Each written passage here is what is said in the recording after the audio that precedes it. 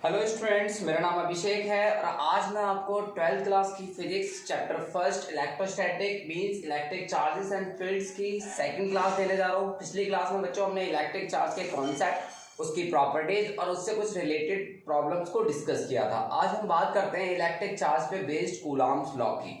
तो बच्चों, Coulomb's law of electrostatic बोला जाए या बोला जाए इलेक्ट्रिक फोर्स, ये कैसा लॉ है, क्या बताया इस लॉ ने, इस बात को आज जानते हैं। तो कूलॉम्स ने क्या कहा, द फोर्स ऑफ अट्रैक्शन और repulsion between two point charges is directly proportional to the product of magnitude of their charges and inversely proportional to the square of distance between them.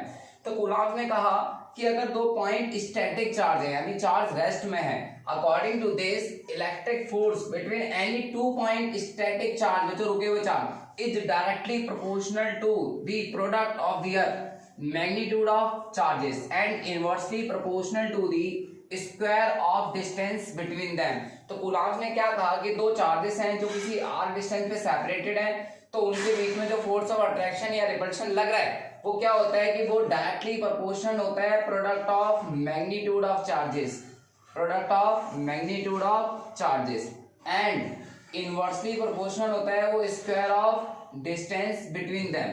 तो बच्चों, force is directly proportional to product of charges and inversely proportional to square of distance, and from first and second we get, हमें first and second से क्या प्राप्त होता है, combine करते हैं तो force is directly proportional to Q1 Q2 by R square.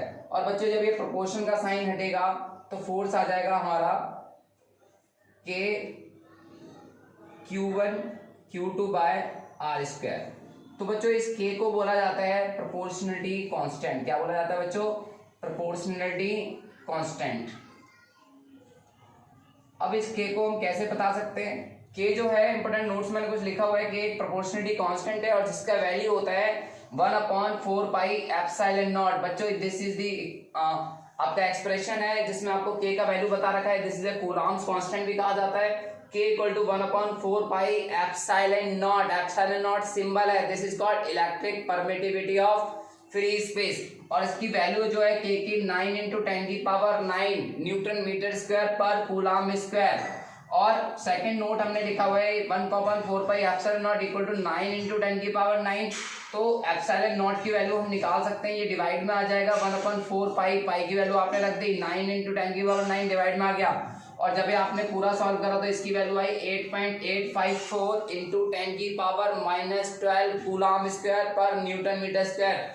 तो बच्चों, this is called electric permittivity of free space और वैक्यूम। और ये क्या बताता है? It is electrical property of a medium to allow electric lines to pass through it. यानी ये बताता है कि फोर्स किस मीडियम में प्रोपेगेट कर रही है, उस मीडियम से कितनी इलेक्ट्रिक फील्ड लाइन अलाउ हो सकती हैं। तो बच्चों, कूलॉम्स लॉ का जो एक्सप्रेशन आ गया F equal to K Q1 Q2 by R square, K की वैल्यू आपने रखनी है और ये K की वैल्यू दो चीजों पर डिपेंड करती है। सबसे पहला nature of medium, and second system of units in which various quantities are expressed. तो K की वैल्यू आपको पता होनी चाहिए। इसके बाद बात करते हैं हम इससे रिलेटेड कुछ अदर नोट्स की।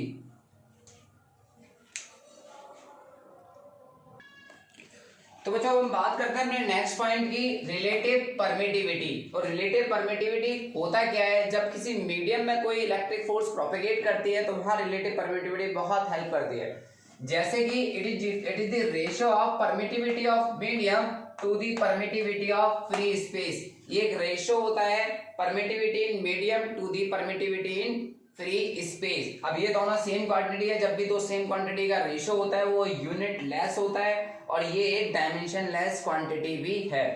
It is also known as dielectric constant. तो ये एक तरह के इंसुलेटर की तरह भी होते हैं, तो these are also known as dielectric constant. Dielectric constant को हम बच्चों K से रिप्रेजेंट करते हैं। अब हम बात करते हैं नेक्स्ट पॉइंट की, electric force between any two point charges depend upon dielectric medium between them and inversely proportional to it. कि दो इलेक्ट्रिक चार्ज के बीच में जो फोर्स लगती है और वो दो चार्ज किसी मीडियम में रखे हुए हैं या उनके बीच में कोई मीडियम है, तो वहां जो फोर्स है वो डिपेंड करती है उस मीडियम के डाइलेक्ट्रिक कांस्टेंट पे and inversely proportional to it. और जो फोर्स होती है वो डाइलेक्ट्रिक कांस्टेंट के इनवर्सली प्रोपोर्शनल होती है। इस बात को हम प्रूव करते हैं कि फोर्स इन वैक्यूम, कि दो चार्जेस हैं और दो चार्जेस वैक्यूम में रखे गए हैं तो उनके बीच में फोर्स क्या होता था, एफ नॉट के Q1 Q2 by are square, और के का वैल्यू क्या था 1/4 पाई एप्सिलॉन नॉट। और अब हम बात करें उन दो चार्जेस के बीच में कोई मीडियम है, तो अगर मीडियम में फोर्स होगी तो F M 1/4 pi electric permittivity of medium Q1 Q2 by R square. But अभी हमने ऊपर के एक्सप्रेशन से याद है कि रिलेटिव परमिटिविटी होती क्या है, it is the ratio of electric permittivity in medium divide by electric permittivity in free space, और ER इक्वल टू हम K भी बोलते हैं, it is also known as dielectric constant.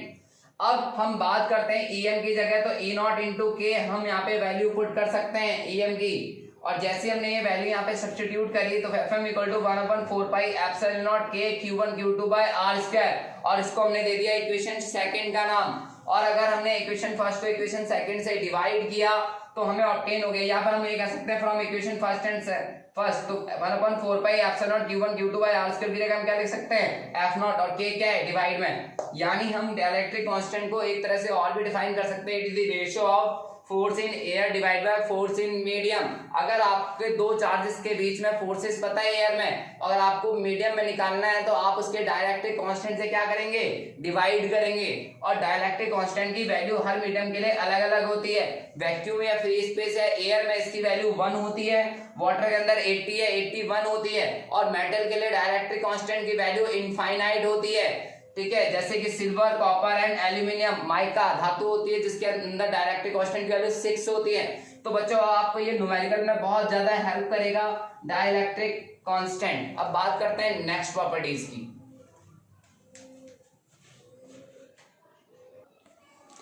तो बच्चों नेक्स्ट पॉइंट देखते हैं अपना फिफ्थ पॉइंट कि Coulomb's law is applicable for point charges and inversely and it follow inverse square law.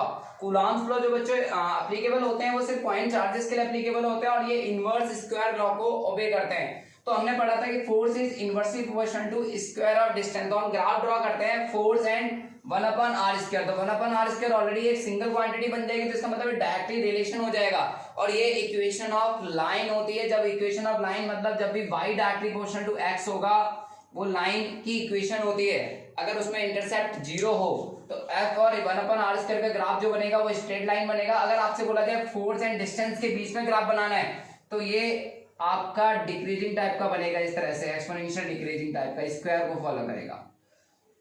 तो बच्चों इस तरह का ये ग्राफ बनेगा, ठीक है। तो y direct inversely proportional to x square का जो ग्राफ बनता है वो इस तरह से बनता है। तो आपको y और x स्क्वायर के बीच में जो ग्राफ बनाना है, ठीक है। इसके बाद बात करते हैं हम electric force is conservative in nature. ये बात आपको ध्यान होनी चाहिए कि कंजर्वेटिव और नॉन कंजर्वेटिव फोर्स, कि इलेक्ट्रिक फोर्स जो होती है वो कंजर्वेटिव नेचर की होती है, मतलब work done by electric force to displace any charge depend upon final position and initial position. Conservative force वो फोर्स होती है जो इनिशियल एंड फाइनल पोजीशन पे डिपेंड करती हैं एंड इंडिपेंडेंट होती है पाथ पर, तो उसे हम बोलते हैं conservative. It does not depend upon path, ये पाथ पे डिपेंड नहीं करती। अब एक वर्क डन हो रहा है ए से बी स्ट्रेट लाइन और एक इस तरह से हो रहा है W2, तो ये दोनों पाथ क्या होंगे, बराबर होंगे, दोनों का वर्क डन बराबर होगा क्योंकि दोनों की इनिशियल और फाइनल पोजीशन क्या है, सेम है। तो work done to displace any charge in closed loop by electric force is always 0। अब हम बात करते हैं आज के टॉपिक पर बेस्ड कुछ न्यूमेरिकल्स की।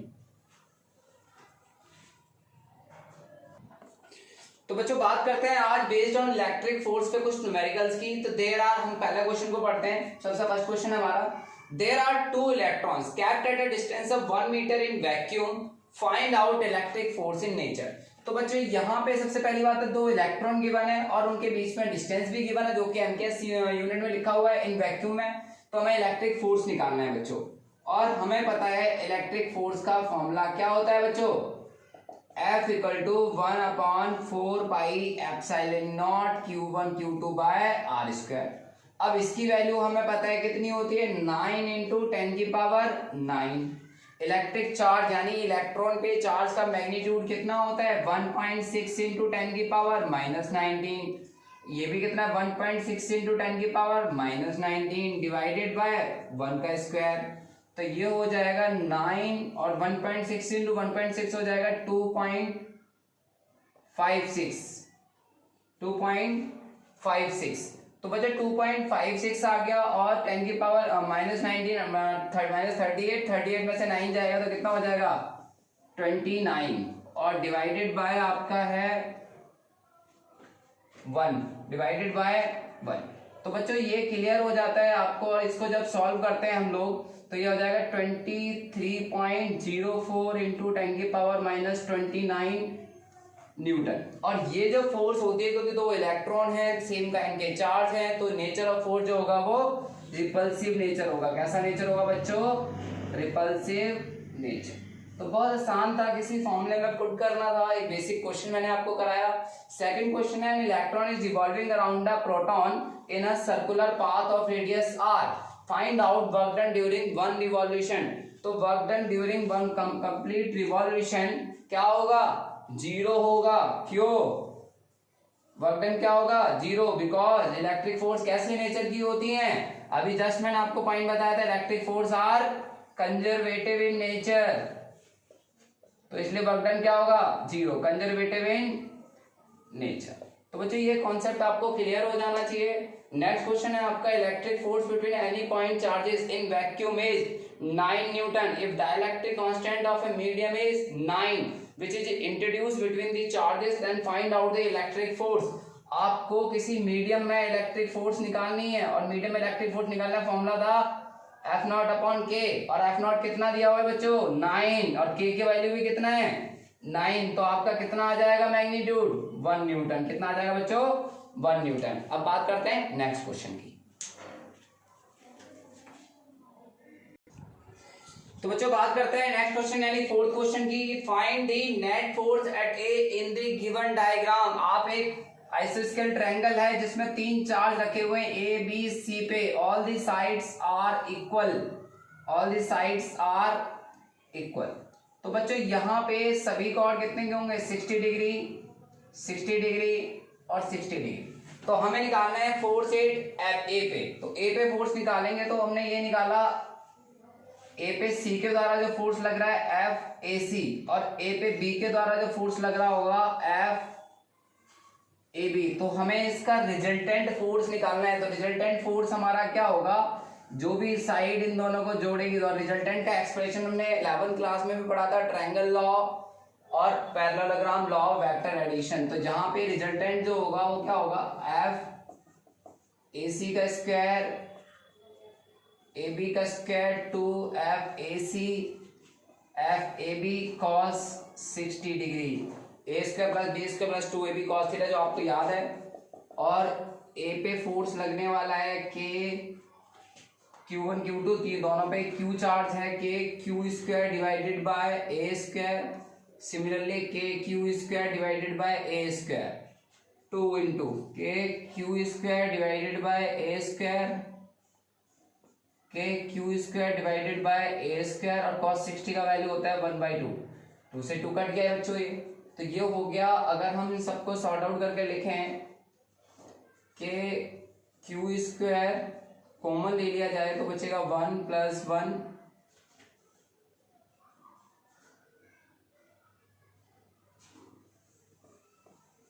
ये स्क्वायर होगा बच्चों। तो के क्यू स्क्वायर अगर आपने कॉमन ले लिया, ये हो जाएगा 1 + 1 + 1, तो ये हो जाएगा √3, और ये हो जाएगा के क्यू स्क्वायर ए स्क्वायर। तो ये इतना फोर्स लगेगा जो रिजल्टेंट फोर्स होगा। अब हम बात करते हैं अपने नेक्स्ट क्वेश्चन, फिफ्थ क्वेश्चन की, कि 2 point charges when kept in vacuum then they repel each other with electric force F if silver medium is introduced between the charges then find out the repulsive force between them.